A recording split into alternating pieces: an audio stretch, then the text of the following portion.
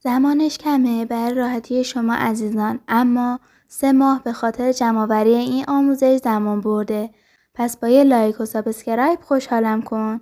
اومدیم با 18 مدل هوش مصنوعی کارساز. این ویدیو رو تا آخر نگاه کن که کلی هوش مصنوعی هست که به کارت میاد. سلام دوستان، حالتون چطوره؟ من بانو AI هستم با کلی آموزش هوش مصنوعی در خدمت شما. لایک و سابسکرایب کن تا بریم سراغش. بزن بریم. 18 مدل هوش مصنوعی همه کاره.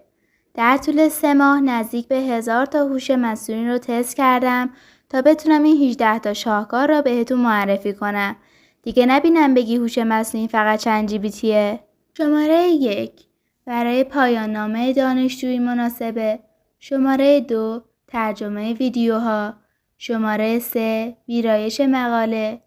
شماره 4 ساخت پاورپوینت. شماره 5 جایگزین چند جی‌بی‌تی.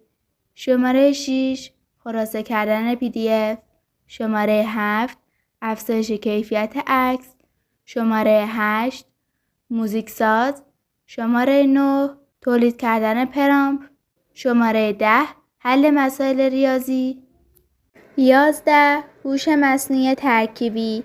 12 هوش مصنوعی لوگو ساز. 13 هوش مصنوعی که میشه باش انگلیسی یاد بگیرین. 14 افزایش کیفیت صدا. 15 حذف اشیا از عکس. 16 دکوراسیون داخلی.